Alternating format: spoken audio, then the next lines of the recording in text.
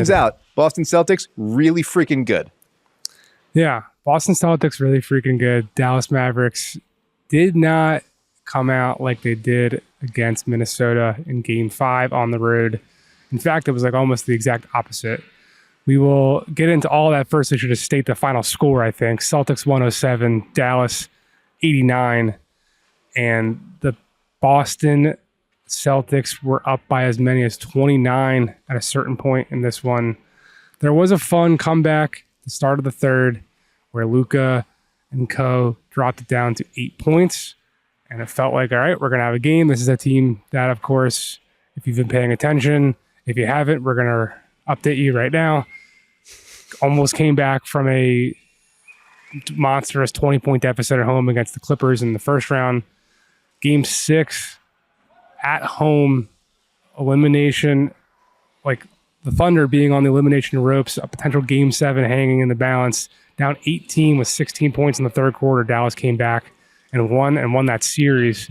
So there was definitely like a thought, I think, at halftime that, okay, if there is a team to make the biggest comeback in NBA Finals history from down 21 at the half, it would potentially be this club. They got it down to 8, and then that 14-0 run immediately after that. I think it was a 14-4 run to close the entire quarter, but that original burst after a timeout from Joe Mazzulla with about 4:27, if I remember correctly, really just bounced this thing back open. And it made me think about how they came back in Game 3 against Indiana, how they have kind of gotten this monkey off their back of being this team that, sure, there was some angsty vibes in the arena here. There was the typical TD Garden, oh, the Celtics are blowing a big lead murmurs.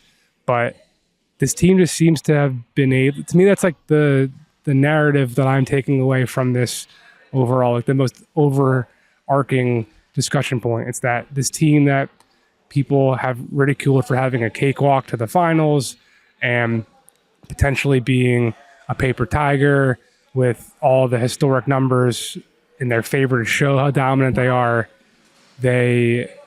People are expecting them to get up big and then fumble the lead. And they did, but then they got it right back. And that was a moment that I thought kind of cemented to me that this team can do this. And you could see it post-game, and then I'll stop talking.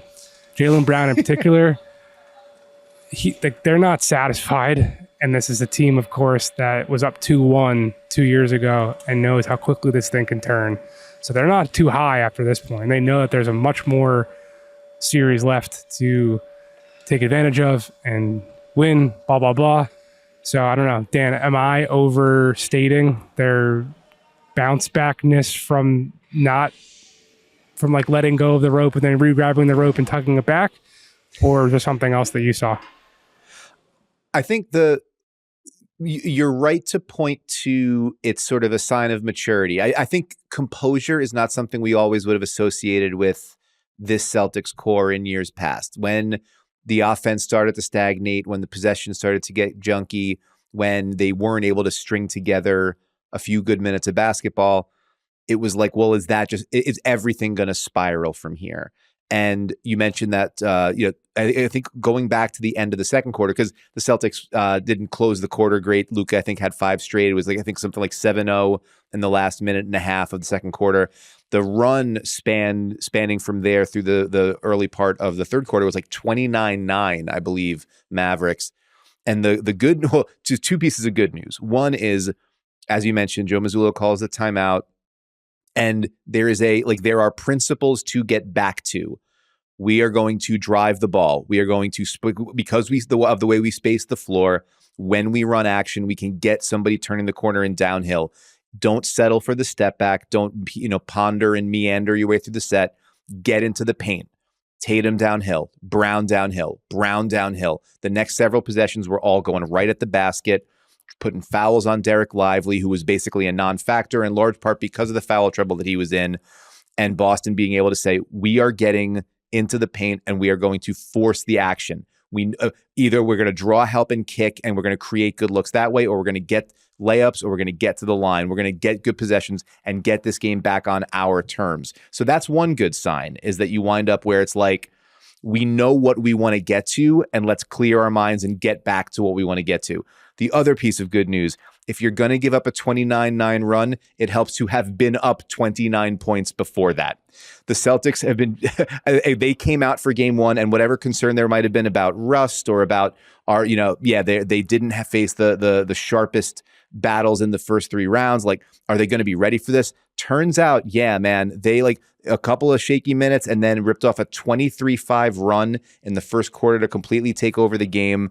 Even when Dallas punched its way back in that third quarter, it was with a ton of tough shots against pretty good defense. And even so, it never got within 3 possessions. Like, that's what the Celtics can do. They can make you wrong with their offense, and they can make you wrong with their defense. And they're good enough across their positions, especially now with Kristaps Porzingis being back, having that full top 8 they really trust. They are good enough to put you in a position where even if you put 6 minutes of good ball on them, they're going to wear you out. And so I think you're right to note the composure. You're right to note the sort of the widespread contributions there. And I don't think it means that the Mavericks are out of this by any means. As you mentioned, I think they won game 3 in all 3 of their series so far. Losing game 1 is kind of Jason Kidd's style. 1-6 now in game 1s in Jason Kidd's tenure as the Dallas Mavericks head coach. Yeah, and probably not the statistical or the landmark you'd like to have on your resume for Jason Kidd, but they've responded well from there. And I think that when Dallas gets to go back and look at it, I'm interested in going back and looking at it too, just rewatching some of those possessions.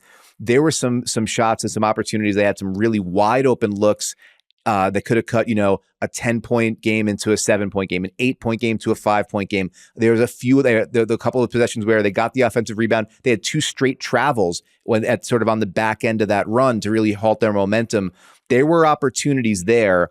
And I think they're going to look back and see on one hand, we squandered some of those opportunities, and that puts us down 1-0 in the series and a race to 4. You never want to be in that position.